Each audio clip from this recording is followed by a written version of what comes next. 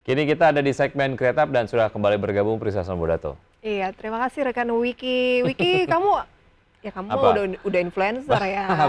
Belum. Follower saya belum banyak. Oh, influencer tuh Ya, diakurasi melalui jumlah followers. kayaknya sih gitu ya. Oh, Tapi oke. banyak yang ada kan kualifikasinya, ada yang mikro, ada yang makro, ada yang nano dan lain sebagainya gitu. Saya nggak tahu deh masuk di mana. Kamu Oh, pengen jadi influencer juga? ngelamar di mana sih kalau mau jadi influencer nih? Nggak perlu ngelamar jadi influencer. Kita tinggal aktif aja melakukan review dan lain sebagainya. Tinggal kemudian followersnya banyak, mungkin being considered sebagai influencer yang bisa mempengaruhi banyak Saya followersnya. mah bukan influencer, influenza. Lagi flu Lagi soalnya ya. flu ya. Oke. Oke, ini ngomongin soal influencer, ada asosiasinya ternyata. Dan kita akan berbincang mengenai peran influencer di era digitalisasi. Sudah tersambung melalui video conference ada Mbak Weni Fatma Triyanti. Beliau adalah CEO dan juga founder dari Asosiasi Influencer Indonesia. Selamat Halo, pagi selamat Mbak pagi Weni. Mbak Weni. Halo, selamat pagi Kak Frisa dan Kak Wiki. Udah Terima cocok belum nih kasih. kita jadi influencer? Secara look boleh lah ya. Secara look boleh, Pede oke. dulu Pede gitu dulu, ya. oke. Oke. Boleh kita kenalan dulu mungkin untuk Asosiasi Influencer Indonesia ini sudah berdiri berapa lama, apa saja yang dilakukan, terus boleh nggak kami join? Jadi kalau untuk asosiasi influencer ini itu sudah berdiri selama 3 tahun Kak. Didirikan itu di awal mulanya di tahun 2020 gitu. Dan untuk tujuannya itu awalnya untuk memberdayakan teman-teman yang suka mereview, terus teman-teman konten kreator untuk membantu mendapatkan penghasilan tambahan dari rumah awalnya seperti itu. Hmm. Dan terus Nah, akhirnya kalau untuk sekarang, Kak Prisa dan Kak Wiki tentunya kalau dari segi looks udah oke banget dong untuk menjadi influencer. berarti kita ada potensi ya untuk menjadi pemengaruh ataupun menjadi influencer ya. Iya, benar. Jadi karena Oke. gini, influencer itu pada dasarnya Kak, untuk dalam skala kecilnya ya, semua orang itu merupakan influencer untuk lingkungan terdekatnya. Hmm, Jadi seorang ayah dan ibu itu juga influencer untuk anak-anaknya dan keluarganya. Nah, baik. kalau untuk skala besarnya itu yang memiliki followers yang banyak, Mhm, seperti itu. mhm. Oke, dan kalau pengen dapat penghasilan tambahan begitu ya. Bagaimana Anda Iya. melihat Mbak Weni peran influencer dalam era digitalisasi saat ini? Kalau kita lihat memang sangat masif begitu ya, apa yang disampaikan oleh influencer bisa langsung viral. Yes, benar Kak Prisa. Jadi kalau untuk peran influencer dalam era digitalisasi saat ini itu tentunya membantu untuk meningkatkan brand awareness. Itu kan yang pertama. Terus kedua untuk membantu menjangkau target dan mendorong keputusan pembelian dari audiensnya. Jadi kan misalnya tadinya yang masih ragu nih, ini gimana ya kualitas produknya gitu kan. Belum tahu nih ragu. Nah, dengan review dari influencer tentunya membantu apa plus minusnya seperti itu.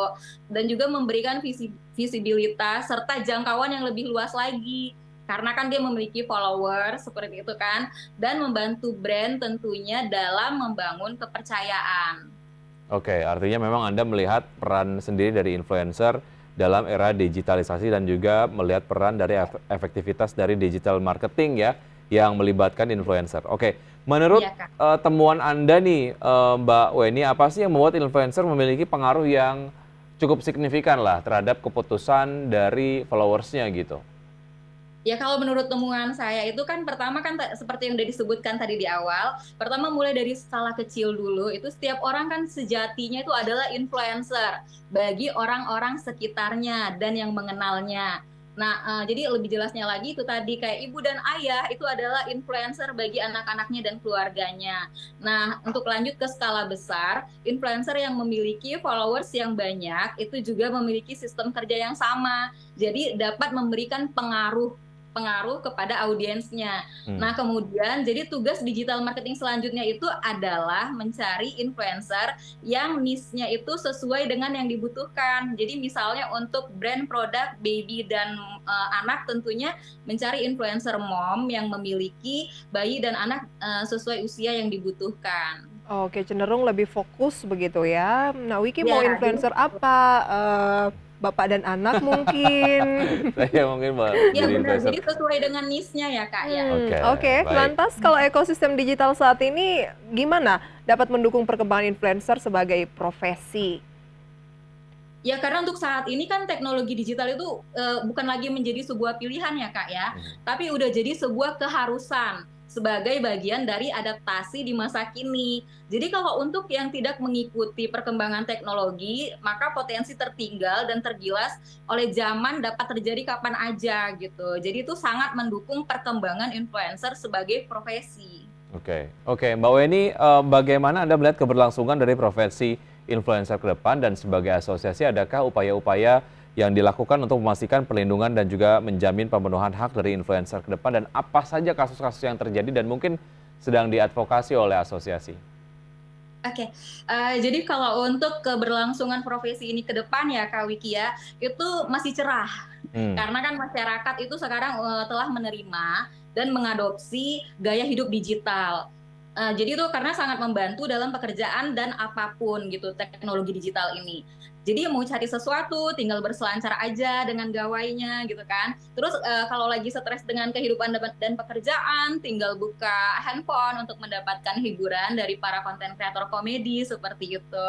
Ingin mendapatkan ini mencari tahu mengenai produk ini reviewnya plus minusnya ya sama tinggal buka sosial media seperti itu. Jadi kalau untuk kedepannya itu kalau menurut pendapat aku pribadi itu masih cerah seperti itu. Oke. Nah kalau untuk perlindungan untuk ini ya tadi pemenuhan hak-hak influencer ke depan itu jadi kalau untuk perlindungan hak influencer tentunya itu dengan surat perjanjian kerjasama yang berkekuatan hukum gitu. Nah itu pastinya kita udah sama-sama tahu ya jika udah memiliki surat perjanjian kerjasama yang berkekuatan hukum jika terjadi sesuatu maka kita bisa mengambil tindakan seperti itu. Kalau untuk kasus kurang menguntungkan yang pernah terjadi itu ya misalnya mungkin ada sih beberapa case yang haknya itu dibawa kabur oleh oknum seperti itu. Nah, program apa yang saat ini sedang dijalankan oleh asosiasi? dan target ke Kalau depan untuk seperti apa Mbak program Weni? Ya kalau program saat ini yang dijalankan selain tadi yang memberdayakan para konten kreator itu kita juga ada yang namanya AII Peduli dan untuk program terdekat saat ini yang akan dilaksanakan itu adalah AII menyantuni anak yatim dan kaum duafa. Nah kalau untuk program lainnya ke depan itu kita akan kampanye peduli lingkungan, kampanye perlindungan anak dan kekerasan anti perempuan juga gitu. Dan anti kekerasan pada perempuan seperti itu Oke. Kak. Oke, baik. Ya, sangat menarik. Memang diharapkan dengan keberadaan dari Asosiasi Influencer Indonesia ini dapat memberikan manfaat terhadap influencernya itu sendiri dan juga dinamika di digital marketing yang ada di Indonesia karena memang being considered sebagai sebuah aktivitas yang menarik dan juga dapat menginfluence followersnya.